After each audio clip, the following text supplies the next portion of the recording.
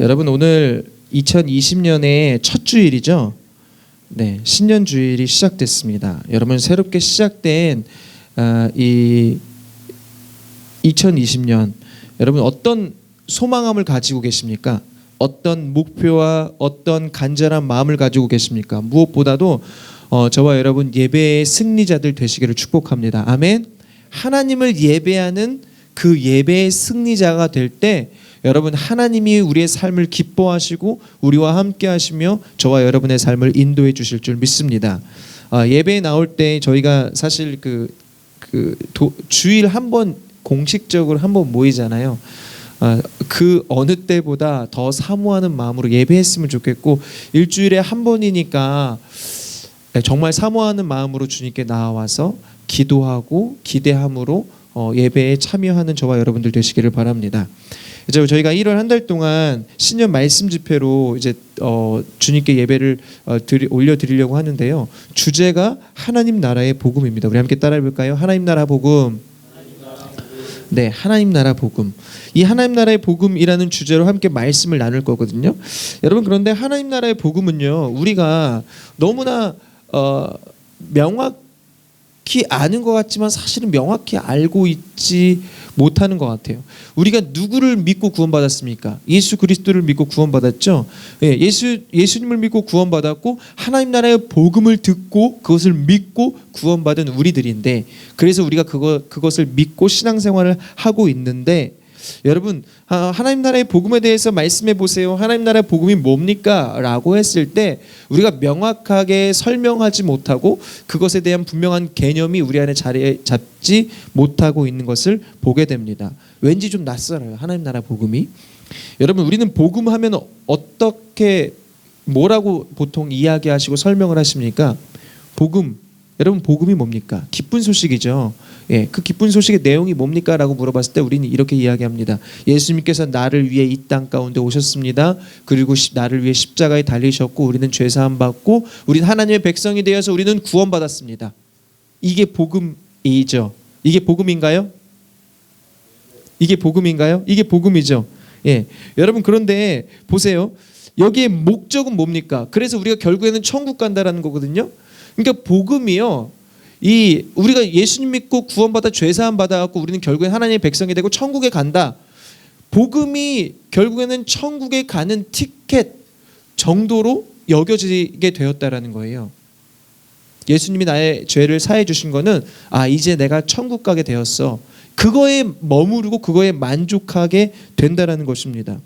그러니까 복음이라는 것을 어떤 죽음에 대비해서 죽음을 대비한 복음, 그것을 십자가의 복음이라고 오해하면서 신앙생활을 하고 있다는 거죠.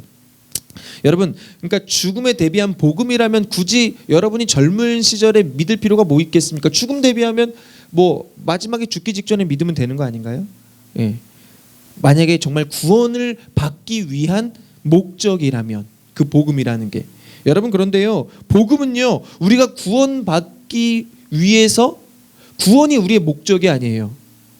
복음은 우리에게 구원을 허락하지만, 구원의 기쁜 소식을 우리 가운데 전해주지만 그것이 우리의 목적이 아니라는 거예요. 여러분 그렇게 구원을 목적으로 신앙생활을 하게 되면 뭐가 문제가 되냐면 그리스도인들의 삶이 문제가 돼요. 왜냐하면 구원이 목적이라면 나 하나 구원받기 위해 신앙생활을 하는 거잖아요. 그러니 여러분 그 신앙생활을 얼마나 이기적으로 하겠습니까? 나 하나 구원받으면 되니까 나만 잘 살면 돼. 그런 마음이 되는 거죠. 나 하나 구원받기 위해서 되게 이기적인 인생을 살 수밖에 없어요. 그러다 보니까 교회 다녀도요 거룩함이 없어요. 세상과 구별됨이 없어요. 그냥 이기적인 내 마음대로 내 인생에 내가 주인된 삶을 살게 된다라는 거예요. 예수님이 나를 위해 죄를 사해 주셨지만 여전히 나는 내 삶의 주인은 나다라는 거죠. 왜냐하면 난 죽기 직전에 난 죽은 이후에 구원받았으니, 예수님 믿고 구원받았으니까 이 지금 나에게 주어진 삶을 내 뜻대로 내 마음대로 산다라는 거예요. 여러분 지금 이 시대에 교회가 욕먹는 이유가 뭡니까? 교회가 대놓고 세상에 나가서 죄를 져서 그런가요? 교회가 세상에 잘못한 일 있나요? 사람들이요 잘못 믿어서 그래요. 교회 다닌다는 사람들이요 다른 사람은 생각하지 않고 나 하나 신앙생활 잘하려는 그러한 아주 작은 얄팍한 목적을 두고 교회를 다니기 때문에 그들의 삶이 변화하지 않아요. 나는 이미 구원받았는데 뭐 그렇게 신앙생활 하게 된다라는 거죠. 그게 똑바로 못 믿는 거예요. 똑바로 못 믿으니까 똑바로 못 살게 되는 것입니다. 여러분, 우리가 알아야 하는 것은요, 예수님을 믿는 목적은 구원이 아니에요. 아멘? 예수님을 믿는 목적은 구원이 아니에요. 구원은요, 뭡니까? 구원은 예수님을 믿고 난 다음에 하나님이 주시는 선물입니다. 구원은 신앙생활의 시작점이 구원이에요. 내가 예수님을 믿었더니 하나님께서 예수님을 믿었다라는 그것으로 의롭다라고 칭해 주시고 구원을 주시는 거지, 구원이 목적이 될 수는 없습니다. 여러분, 그렇다면 우리가 예수님을 믿는 진짜 목적이 무엇입니까? 우리가 예수님을 믿는 진짜 목적이 뭘까요? 예수님께서 이 땅 가운데 오셔서 하신 일들이 있어요. 예수님께서 이 땅 가운데 오셔서 하신 그 일들이 있는데 그 일들을 이루기 위해서 예수님을 믿는 거예요. 여러분, 그렇다면 이 땅에 예수님이 오셔서 하신 일이 뭘까요? 예수님께서 이 땅 가운데 오셔서 하신 일, 여러분, 우리 마가복음 1장 14절인데요. 오늘 간지에 다 여기 성경을 다 넣었거든요. 마가복음 1장 14절 말씀을 함께 읽어보도록 하겠습니다. 예수님께서 이 땅 가운데 오셔서 하신 일이 뭘까? 우리 함께 읽어볼게요. 시작. 요한이 잡힌 후 예수께서 갈릴리에 오셔서 하나님의 복음을 전파하여. 아멘. 예수님의 첫 사역이 이거거든요. 예수님의 첫 사역이 마가복음 1장 14절에 기록되어 있어요. 예수님께서 처음으로 사역하신, 공생애를 시작하시고 처음으로 사역하신 내용이 뭡니까? 뭐 하셨습니까? 하나님의 복음을 전파하여. 예수님께서 이 땅 가운데 오신 이유는요, 하나님의 복음을 전파하기 위하여 이 땅 가운데 오신 거예요. 다른 게 아닙니다. 하나님의 복음을 전파하기 위하여 이 땅 가운데 오셨어요. 누가복음 4장 33절도 읽어보겠습니다. 누가복음 4장 43절 시작. 예수께서 이르시되 내가 다른 동네에서도 하나님 나라의 복음을 전하여야 하리니 나는 이 일을 위해 보내심을 받아노라 하시고. 아멘. 여러분, 예수님은 이 땅 가운데 왜 오셨습니까? 하나님 나라의 복음을 전하시기 위하여 보내심을 받았다. 예. 여러분, 그렇다면 그 하나님 나라의 복음이 뭡니까? 하나님 나라의 복음이 뭡니까? 그 하나님 나라의 복음이 마가복음 1장 15절이 기록되어 있거든요. 우리 마가복음 1장 15절 함께 읽어볼게요. 시작. 이르시되 때가 찼고 하나님 나라가 가까이 왔으니 회개하고 복음을 믿으라 하시더라. 아멘. 여러분, 여기서 때가 찼다. 때가 찼다라는 것은 이 때는요, 시간을 이야기합니다. 여러분 잘 아시는 것처럼 이 시간을 이야기하는 헬라어는요, 크로노스와 카이로스가 있죠. 여러분, 크로노스는요, 흐르는 시간이에요.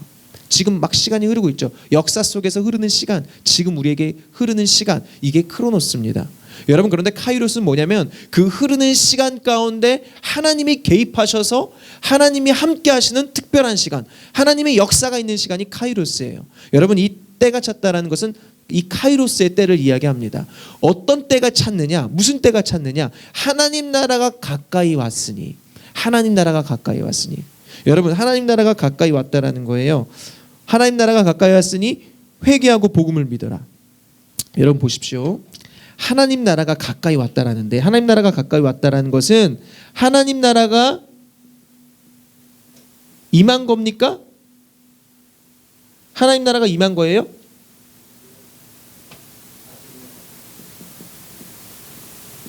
임했다. 아직이다. 여러분, 하나님 나라가 가까이 왔다는 것은 하나님 나라가 임했다라는 건가요? 아직 안 임했다라는 건가요? 아직 안 임했다라는 거죠. 예, 여러분 문제 보십시오. 예수님은요, 이 땅 가운데 육신을 입고 오신 하나님이세요. 여러분 믿으세요? 예수님은요, 인간의 연약한 몸을 가지고 있지만 그분은 하나님의 본체이세요. 그래서요, 예수님이 이 땅 가운데 오셨다라는 것은요, 여러분 보세요. 예수님이 이 땅 가운데 오셨다라는 것은요, 예수님이 하나님이신 그분이 이 땅에 하나님 나라를 가지고 오셨다라는 거예요. 예수님이 뭐를 가지고 오셨다고요? 하나님의 나라를 가지고 오셨다라는 거예요. 여러분 보십시오. 하나님 나라의 완성, 하나님 나라의 완성은 언제 완성됩니까? 하나님 나라의 완성은 언제 돼요? 예? 예수님이 재림하실 때, 마지막 때에 예수님이 재림하시잖아요. 그때 하나님 나라는 완성됩니다. 하나님의 나라가 이렇게 있으면은, 그 나라가 이렇게 있으면은 그 나라의 완성은 예수님이 재림하실 때, 예수님이 재림 예수로 이 땅 가운데 오실 때, 그때는 완전히 완성돼요. 하나님 나라가. 그럼 하나님 나라의 시작은 언제일까요? 하나님 나라의 시작, 좀 전에 말씀드렸어요. 하나님 나라의 완성은 예수님이 재림하실 때예요. 그러면은 하나님 나라의 시작이 언제냐고요? 하나님 나라의 시작은 예수님이 이 땅 가운데 처음 오셨을 때, 초림 예수로 오셨을 때입니다. 초림 예수가 언제입니까? 아기 예수로 이 땅 가운데 오셨을 때, 그때 이미 하나님 나라가 시작됐다라는 거죠. 그러면 예수님께서 말씀하시잖아요. 하나님의 나라가 가까이 왔다. 임했다라는 거예요? 안 임했다라는 거예요?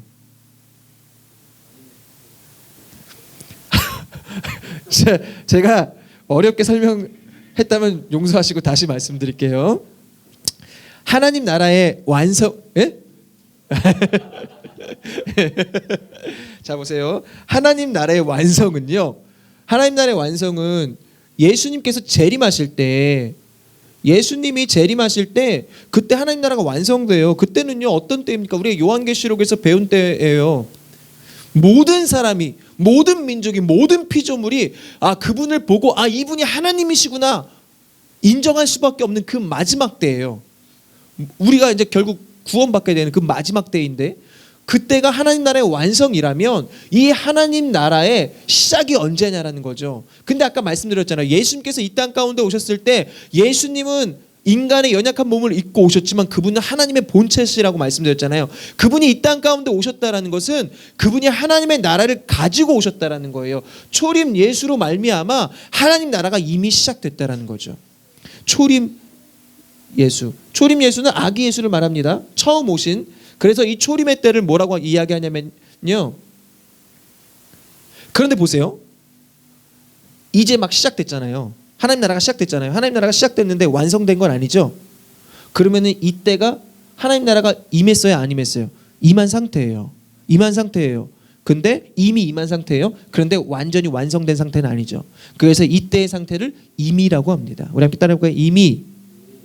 그리고 우리 지금 완성됐어요, 안 됐어요? 완성됐어요, 안 됐어요? 안 됐죠. 그래서 아직은 완성이 되지 않았기 때문에 아직의 상태라고 하거든요. 그래갖고 지금 우리가 살아가고 있는 시대는 지금 어떤 시대입니까? 우리는 초림 예수님을 봤어요, 못 봤어요? 못 봤죠. 성경을 통해서만 봤잖아요. 그리고 지금 우리는 누구를 기다립니까? 재림 예수님을 기다리죠. 그러면 지금 우리가 살아가고 있는 지금 이 시대는 어떤 시대입니까? 이미와 아직의 시대를 우리는 살아가고 있다는 거죠. 그래서 우리는 무엇을 기다리냐면 재림 예수님을 기다리고 완성될 하나님의 나라를 기다리는 사람들이 저와 여러분인 거예요. 여러분 이해되세요? 예. 우리는 재림 예수를 기다립니다. 완성된 하나님 나라를 기다립니다. 그래서 우리가 하나님 나라를 세워가자라고, 우리가 일상 속에서 하나님 나라를 세워가자라고 말씀드리잖아요. 그 하나님 나라들이 우리 각자의 사람들이 세우는 그 하나님 나라, 작은 하나님 나라들이 모여서 결국에 예수님께서 마지막 때 이 땅 가운데 오셔서 그것을 하나로 어울러서 하나님 나라의 완성을 시키시는 거예요. 예. 우리는 언제를 살아가고 있다고요? 이미와 아직을 살아가고 있다는 거죠. 여러분, 그런데 그렇다면 이 하나님 나라란 무엇일까? 우리는 이미와 아직의 상태를 살고 있는데, 시작은 되었지만, 하나님 나라가 시작은 되었지만 완성되지 않은 그 중간의 시대를 살아가고 있는데, 그렇다면 하나님 나라란 무엇일까? 여러분, 하나님 나라가 뭔가요? 하나님 나라 하면요, 우리는 보통 개념이 이렇게 생각해요. 하나님 나라? 우리가 죽어서 가는 곳 아니야? 천국의 개념으로 생각해요. 하나님 나라가 천국이 맞아요. 그런데 그거는 하나님 나라의 온전한 개념은 아니에요. 하나님 나라 하면 우리는 공간을 생각합니다. 여러분, 상식적으로 공간이 있는 나라가 있나요? 공간이 없는 나라가 있나요, 없나요?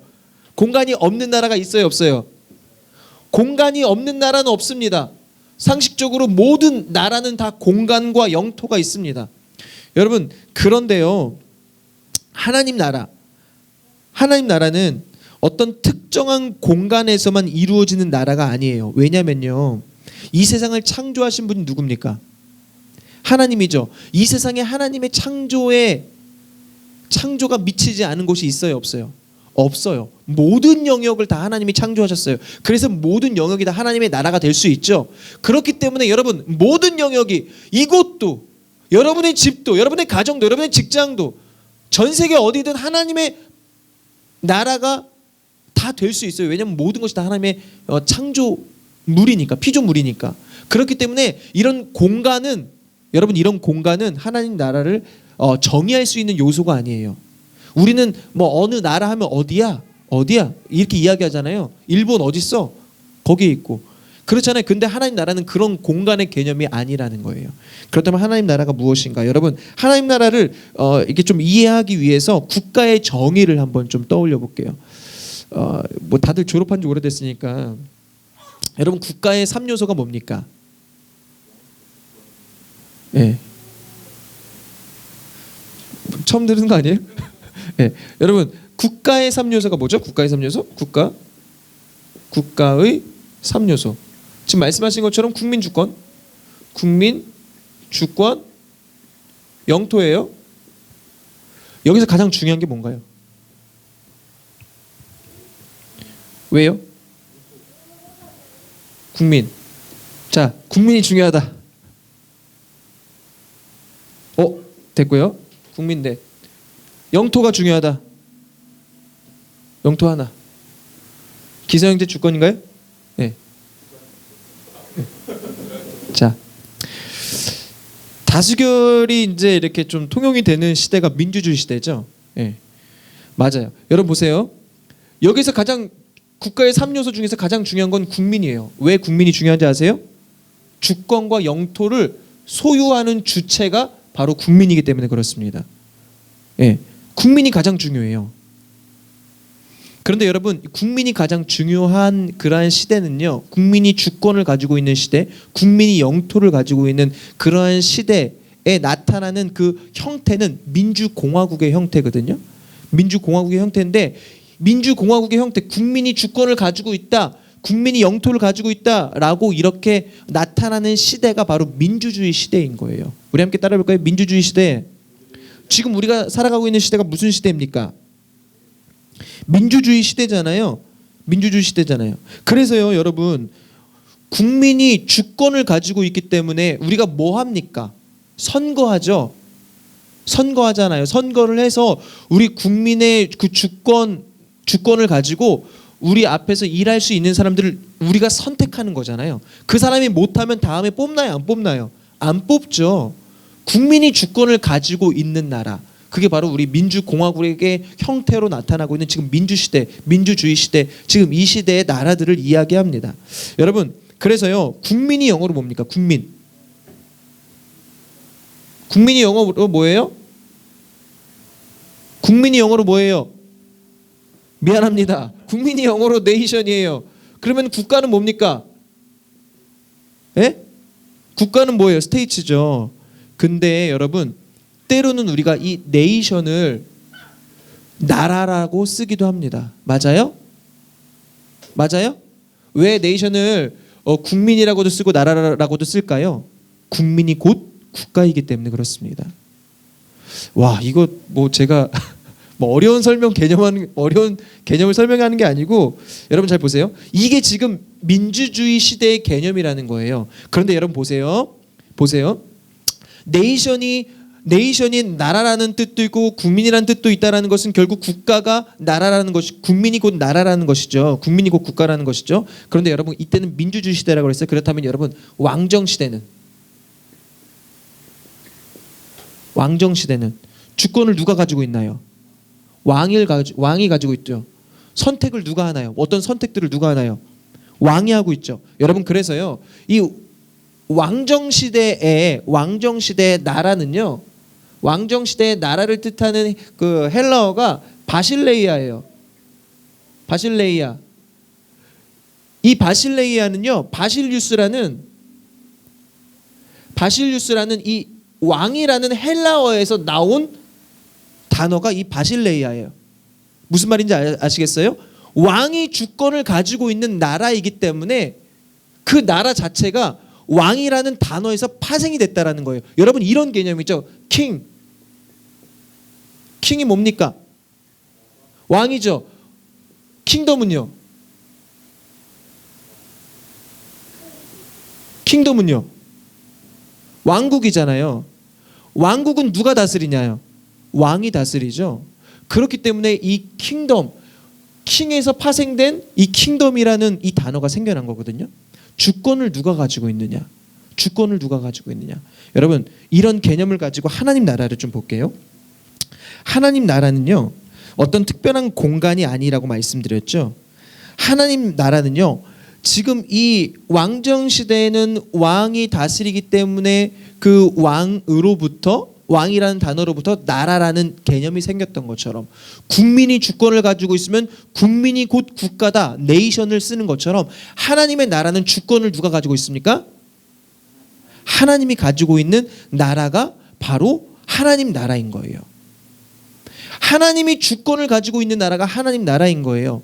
다시 이야기하자면 하나님 나라는요, 하나님이 왕 되시는 곳, 하나님이 주인 되시는 곳, 하나님이 주님으로 다스리는 곳이 하나님 나라인 거죠. 그러니까 하나님 나라 하면 우리가 거기가 어디야? 라고 묻는 게 아니라 거기는 하나님이 다스리는 곳이구나 라고 우리가 그런 개념으로 접근해야 된다는 거예요. 할렐루야.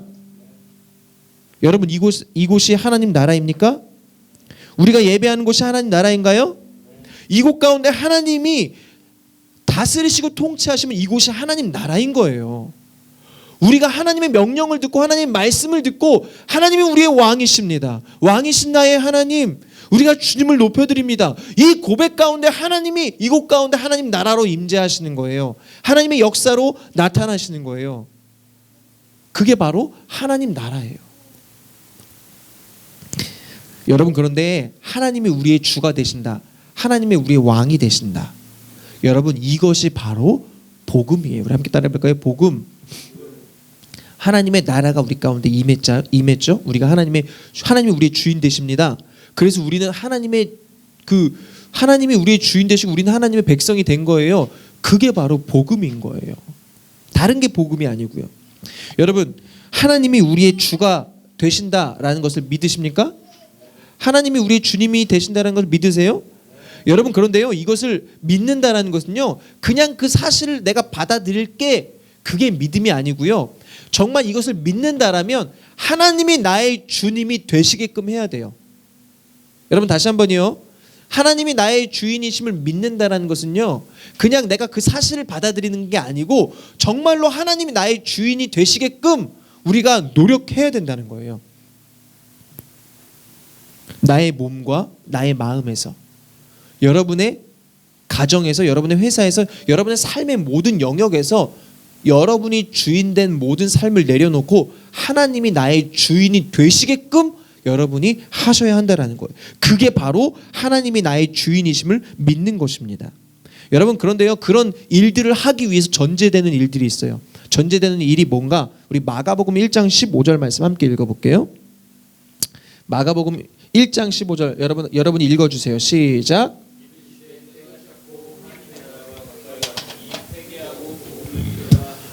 여러분 하나님 나라가 가까이 왔잖아요. 우리가 하나님이 우리의 주인이 되시게끔 해야 되는데 그러한 일들을 하기 위해서 전제되는 게 무엇이냐면 바로 회개입니다. 우리 함께 따라해볼까요? 회개. 보세요. 예수님이 말씀하시죠. 하나님 나라가 가까이 왔으니 무엇을 하라고요? 회개하고 복음을 믿으라. 여러분 회개가 전제되어야 돼요. 왜 회개가 전제되어야 될까요? 왜 회개가 전제되어야 할까? 여러분 10계명 중에 제1계명이 뭡니까?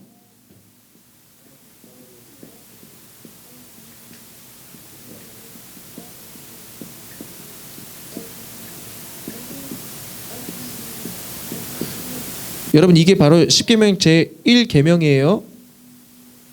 너는 나 외에는 다른 신을 섬기지 말라. 하나님이 좀 특별하게 말씀하셨어요. 너는 나만 섬겨라. 너는 하나님만 섬겨라 라고 말씀하시지 않고 너는 나 외에는 다른 신을 섬기지 말라. 나만 섬겨라가 아니에요. 나 외에는 다른 신을 섬기지 말라. 부정문으로 말씀하셨어요. 왜 하나님이 이렇게 말씀하셨을까요?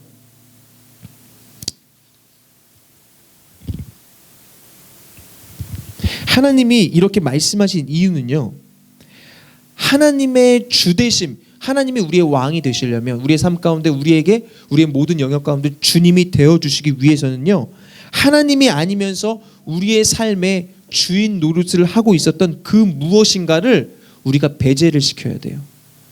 보세요. 우리가 하나님이 우리의 주인이 아니시잖아요. 그러면 우리의 삶에 무엇인가가 우리의 주인을 노릇을 하고 있어요. 제가 내 삶에 뭐가 주인 노릇을 하고 있을까라고 했을 때 우리는 입술로는 하나님 나의 주인이시라고 고백하지만 실제로 우리의 삶을 지배하고 우리의 삶을 주관하는 것이 무엇인가를 우리가 살펴보려면 내가 하루의 시간 중에 가장 어떤 곳에 가장 많은 시간을 두고 사는가, 이거를 보면 알 수 있어요. 제가 요즘에 여러분 아이폰에 보면 이런 기능이 있더라고요. 다른 핸드폰에도 있는지 모르겠는데 스크린 타임이라 그래갖고 하루에 핸드폰을 몇 분 얼마나 쓰는지가 기록되어 있거든요. 그런데 그게 보통 제가 하루에 핸드폰 얼마나 쓸 것 같으세요? 핸드폰 얼마나 할 것 같으세요? 5시간? 8시간? 24시간 중에 어차피 뭐 자는 시간은 못 쓴다 치고 잠을 요즘에 좀 못 잤어요. 최근에 한 3시간 뭐 요 정도밖에 못 잤어. 몇 시간 쓰는 줄 아세요? 하루에 핸드폰을, 그러니까 물론 뭐 여러 가지 뭐 다른 것도 쓰고 뭐 그거 가지고 뭐 여러 가지 하겠지만 6시간을 썼대요. 6시간 하루에 6시간을 썼다라는 것은 그 핸드폰 가지고 붙잡고 산 거예요. 근데 여러분도 한번 보세요. 핸드폰 얼마나 쓰시나.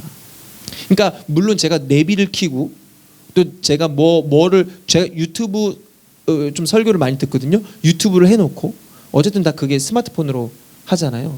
6시간 쓰더라고. 하루에 지난주 평균 6시간이. 그래서 저도 보고 깜짝 놀랐어요. 우리가요, 관심 있고 우리의 생각 있고 우리의 마음을 쏟는 곳에 시간을 들일 수밖에 없다라는 거예요. 그게 내 삶의 주인인 거예요. 나 외에 다른 신을 섬기지 말라. 나 외에 돈을 섬기지 말라. 나 외에 스마트폰 섬기지 말라. 나 외에 세상적인 거 사랑하지 말라. 하나님께서 아담과 하와에게 선악과 먹지 말라고 하셨잖아요. 먹지 말라고 말씀하신 이유가 뭔가요? 다른 건 다 먹게 하시고 이거 하나 있는데 요거 하나 먹지 마. 왜 먹지 말라고 말씀하셨습니까? 그 말씀에 순종하지 않나.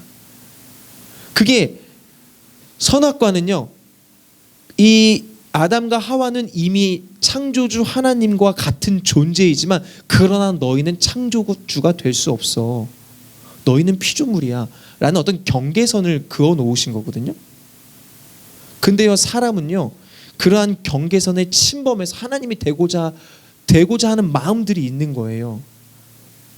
우리가요, 하나님이 우리의 삶의 주인 되어 주셔야 하는데 십계명이 분명히 말씀하신 것처럼 하나님을 섬겨야 되는데 그 외에 다른 것을 계속 내 마음 가운데 넣고 있다라는 거예요. 하나님이 우리의 주인 되어 주셔야 되는데.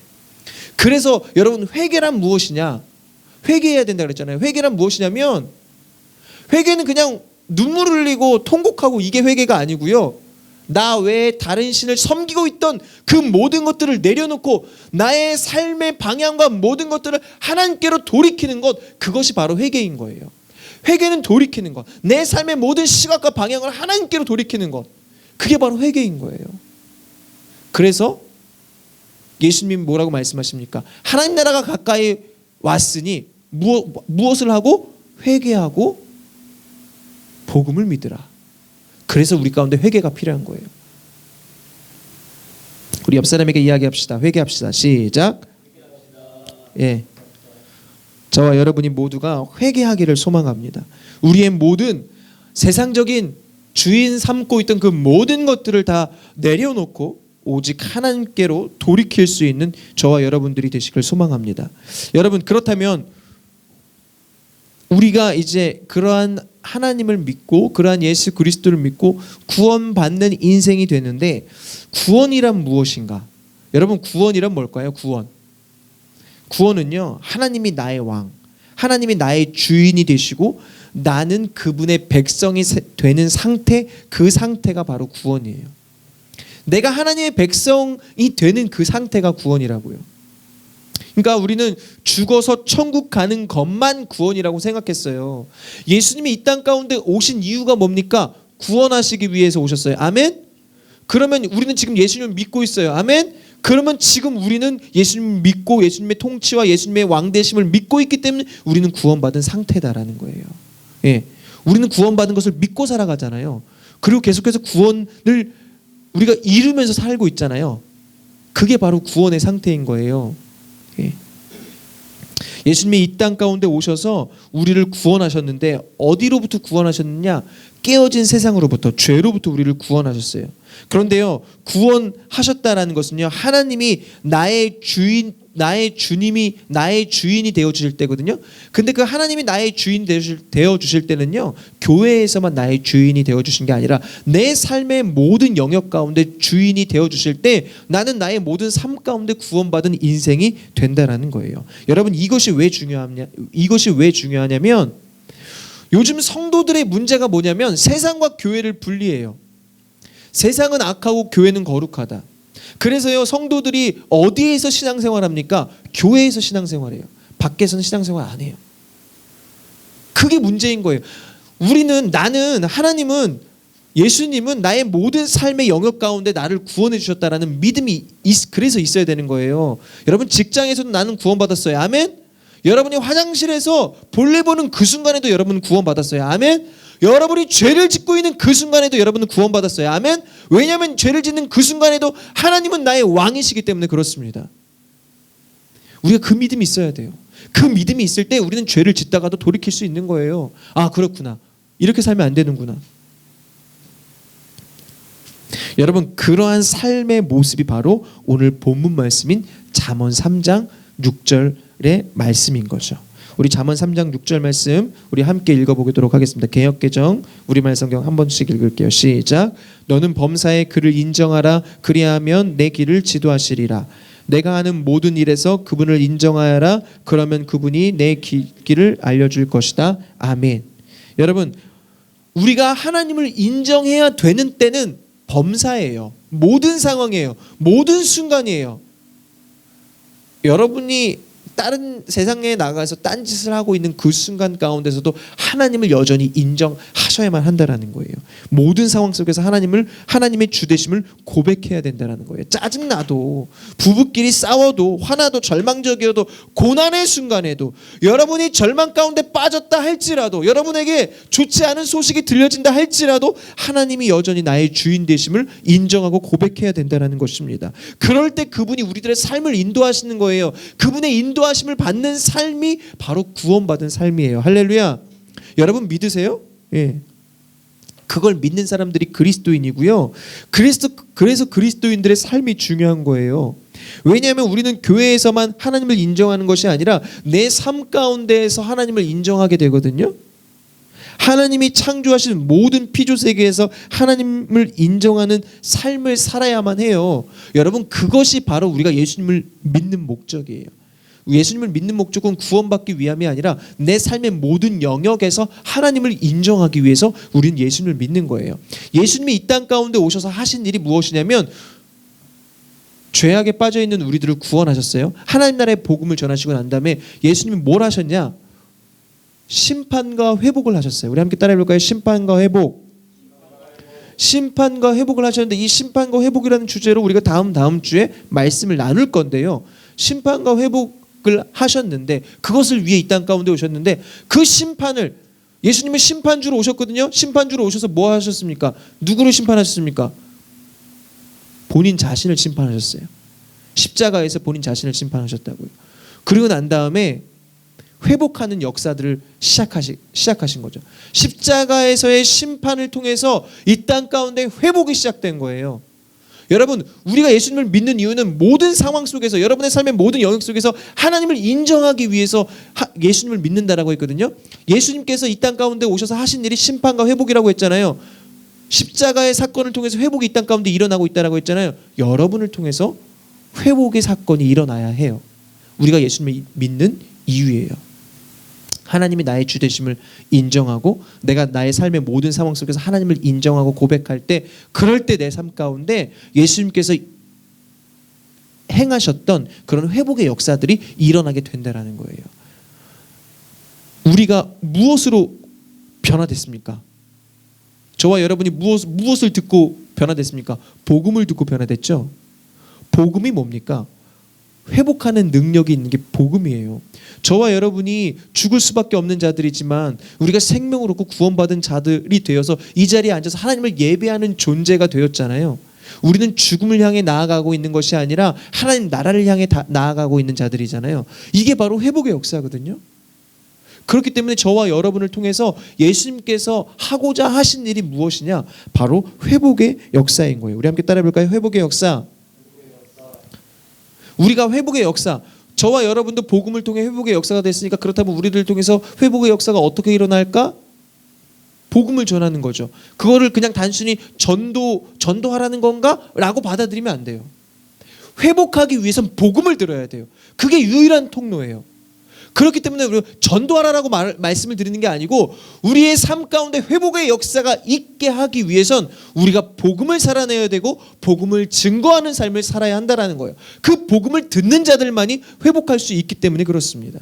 예수님이 이 땅 가운데 오셔서 하신 일이 심판과 회복이라고 했잖아요. 예수님이 오셔서 하신 일이 뭡니까? 하나님 나라 가까웠으니 회개하고 복음을 믿으라. 복음을 전하신 일이 심판과 회복의 일이거든요. 결국 우리가 회복된 것도 복음을 듣고 회복된 거고, 그렇다면 우리가 회복하는 일들을 위해서 무엇을 해야 되느냐? 복음을 전하는 삶을 살아야 된다는 거. 그러니까 뭐 예수님 믿으세요 이거를 말하는 게 아닙니다. 밖에 나가 노방전도해라 이거를 이야기하는 게 아니에요. 여러분, 지금까지 우리가 하나님 나라를 배웠거든요. 그렇다면 내가 하나님이 나의 삶 가운데, 내 삶의 모든 영역에서 하나님이 나의 주님이 되어주시기 위해선 내가 어떠한 삶을 살아야 할까? 여러분, 이것은 사람마다 다 달라요. 여러분의 삶의 영역이 처한 그 모습이 다 다르기 때문에 여러분이 이거는 적용해야 돼요. 여러분 각자가 고민하고 여러분이 기도하면서 생각해 봐야 돼요. 나는 가정에서 주부로서 어떻게 내 삶 가운데 하나님의 회복의 역사를 이루어 드릴 수 있을까? 어떻게 하나님의 주 되심을 고백할 수 있을까? 제가 한 3일 전에, 여러분 디쉐어라는 회사 아십니까? 디쉐어? 제가 이제 그 간증을 들었어요. 학원 강사가 꾸민, 그 1타 강사가 꾸민 그런 어떤 그 대표의 이야기를 들었는데, 아주 젊은 나이거든요. 근데 아주 큰 좌절과 실패를 많이 겪었어요. 근데 지금 이제 아주 많은 부를 누리게 됐거든요. 근데 그분은 보니까 어떻게 그 자기의 삶 가운데 하나님이 주 되심을 이렇게 드러내느냐, 여러 많은 기부들을 통해서 그 기부와 함께 복음을 전하는 일들을 하고 있더라고요. 그러니까 각자 사람마다 다 달라요. 자기네 회사에 들어올 때 우리 회사는 일주일에 한 번 예배 드리는데 괜찮겠습니까? 라고 물어본다라는 거예요. 그리고 우리는 예수님의 복음을 전하는, 나는 복음을 전하는데 내가 복음을 전하는 것에 대해서 거부감이 없으니까? 라고 물어본대요. 예. 그렇게 해서 그 복음을 전하는 삶을 살고 있더라고요. 그러니까 우리의 삶 가운데 복음을 전한다라는 것은요, 그냥 내가 나가서 무작정 노방전도 해라 이런 이야기가 아니에요. 여러분이 고민하고 기도해야 돼요. 예, 제가 목사로서 만나는 사람들에게 저도 그냥 이런 거죠.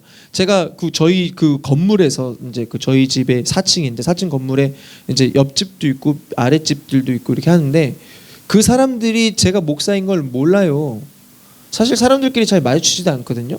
밑에 집에 아저씨가 담배를 하도 펴갖고 담배 냄새가 올라와서 너무 화가 나갖고 소리 한번 지른 적 있어요. 이렇게 문 이렇게 내밀고. 근데 제가 이제 아저씨 담배 피지 말라고, 담배 냄새 다 올라온다고 너무 화가 나갖고. 근데 이제 지금은 안 그래요. 복도에서 담배 되게 나거든요. 지금은 그런 얘기 자체를 안 해요. 왜 안 하는지 아세요? 제가 언젠가 이분한테 복음을 전할 때 제가 뭐라고 하는 것들이 그 복음의 걸림돌이 될까 봐 하지 않는다라는 거예요. 그러니까 나는 늘 복음을 전하는 삶을 살기 위해서 이 땅 가운데 그분이 회복하기 위해서는 복음을 들어야만 하거든요.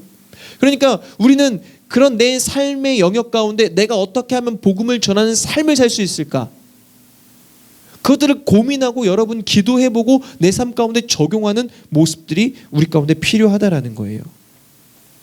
여러분 오늘 이러한 구체적인 적용을 위해서는 우리가 기도하고 말씀을 보아야 합니다.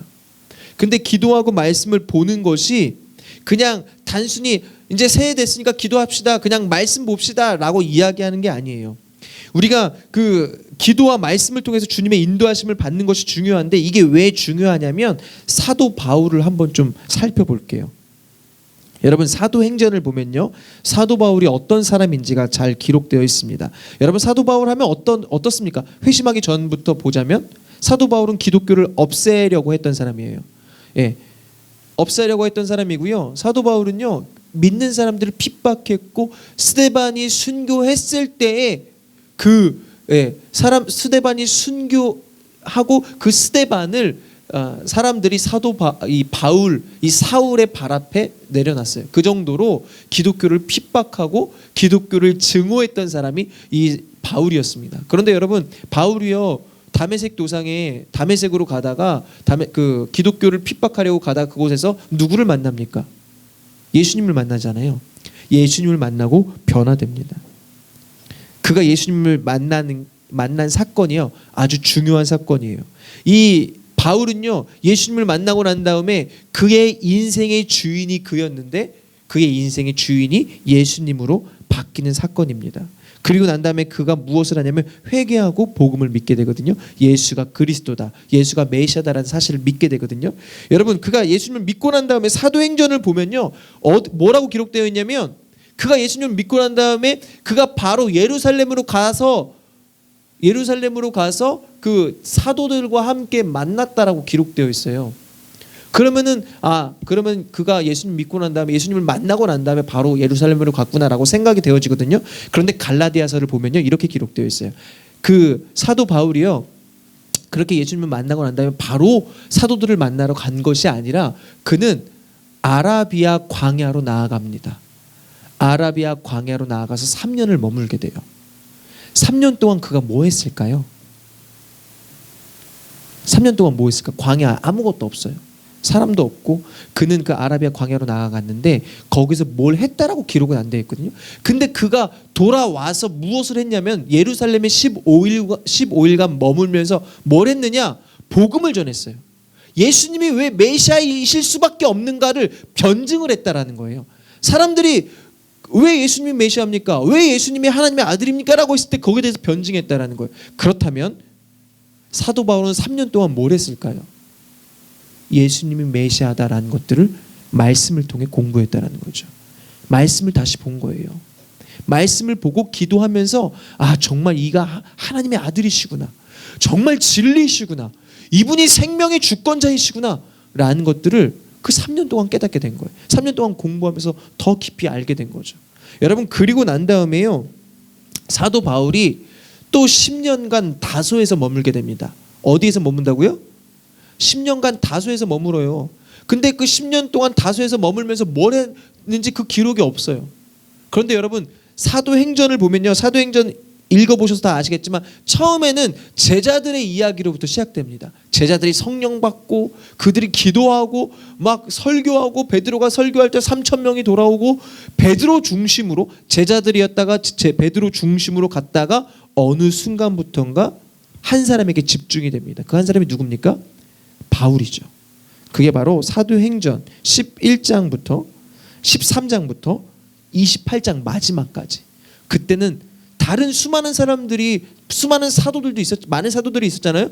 이 사도행전은요 오로지 바울에게만 초점을 맞춰서 바울을 따라갑니다. 여러분 사도행전 13장부터 어떤 일이 일어나냐면 사도 바울이 무엇을 합니까? 전도 여행을 가죠. 전도 여행을 1차, 2차, 3차에 걸쳐서 전도 여행을 갑니다. 여러분 그가 전도 여행을 갔다라는 것은 무슨 말이냐면 바울은요 3년간 아라비아 광야에서 머물었고 10년간 다소에서 머물면서 그는 뭘 했습니까? 그는 말씀과 기도에 집중했거든요. 말씀과 기도의 집중을 통해서 무엇을 깨달았느냐? 자신의 사명을 깨달았다는 거예요. 함께 따라볼까요? 사명. 예, 여러분 우리는요 사도 바울처럼 이 땅 가운데 이 땅을 회복하기 위해서 부르심을 받았어요. 아멘. 이 땅을 회복하기 위해서 여러분의 삶의 영역을 회복하기 위해서 여러분은 부르심을 받았는데 사도 바울은 그렇다면 내가 나의 부르심을 받은 내가 어떻게 그 부르심에 합당한 삶을 살 수 있을까를 그렇게 그 10년간의 세월을 통해서 3년간의 그 세월을 통해서 말씀과 기도로 인도함을 받았다고요. 그래서 그가 결정한 것이 이거였어요. 아 그렇구나. 내가 복음 전도 여행을 가야 되겠구나. 그래서 그는 전도 여행을 갔다고요. 그 전도 여행을 시작한 게 그가 복음을 받아들이고 난 다음에 복음을 받아들인 다음에 난 전도해야지라고 해서 전도 여행을 간 게 아니고요. 여러분 지금 상황으로 치면요. 이 시대는 아주 열악한 모든 것이 열악한 시대였어요. 배 타고 어디 간다라는 것이 쉬운 일이 아니었어요. 또 누가 바울이 뭐 어떤 큰 돈이 있었던 게 아니잖아요. 다 자비량으로 했거든요. 물론 곳곳마다 후원을 하나님의 손길을 통하여서 후원을 받긴 했지만 다 자비량이었다고요. 모든 것이 쉽지 않은 그런 상황이었지만 바울은 그 10년간의 다소에서의 말씀과 기도를 통해서 자신의 사명을 발견했는데 나는 복음을 전하는 삶을 살기 위해서 이렇게 전도 여행을 가야겠다라는 그 사명을 발견했다라는 거예요. 여러분 저와 여러분이 2020년을 시작하면서 말씀과 기도를 읽어야 하는 이유는 분명합니다. 그 말씀과 기도를 통해서 우리가 이 땅을 회복하는 삶을 살아야 하는데 어떻게 회복하는 삶을 살 것인가를 그 말씀을 통하여서 기도를 통하여서 인도함을 받아야 한다는 거예요. 할렐루야. 말씀을 통해서 저와 여러분의 사명을 발견하게 되시기를 축복합니다. 아멘. 여러분 그 사명이라는 것은요 그냥 내가 이렇게 해야지, 내가 주님을 위해서 이렇게 해야지, 그게 사명이 아니에요. 정말 주님이 여러분을 통해서 하고자 하신 일들이 있어요. 그것은요 말씀을 통해서 주님과 기도하는 가운데 우리가 알게 되고 경험하게 된다는 거예요. 여러분 우리는 세상을 회복하는 자들로 부름받았습니다. 어떻게 회복하시겠습니까? 말씀과 기도로 주님의 인도하심을 받으시길 바랍니다. 아멘.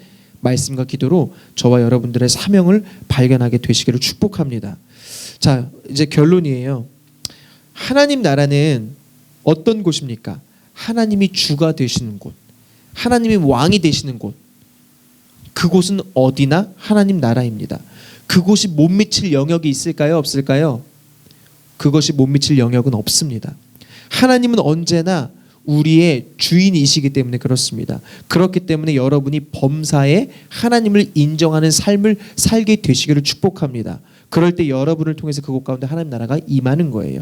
여러분이 버거킹에서 햄버거를 먹든, 여러분이 어디 뭐 마트에 가서 장을 보든, 누구를 만나든 그곳 가운데 여러분이 하나님을 인정하고 고백하면 하나님은 나의 주님이십니다 라고 선포하고 우리가 그러한 삶을 살면 그곳 가운데 하나님의 나라가 임하게 되는 것입니다. 그러므로 저와 여러분 그러한 하나님을 고백하는 그러한 고백으로부터 여러분 복음이 흘러가고 회복이 시작됨을 믿으시기를 축복합니다. 그래서 여러분 2020년에는 우리의 주 되신 하나님의 인도하심 가운데 여러분의 삶에 충만한 회복의 역사가 있게 되기를 예수님의 이름으로 간절히 축복합니다. 아멘.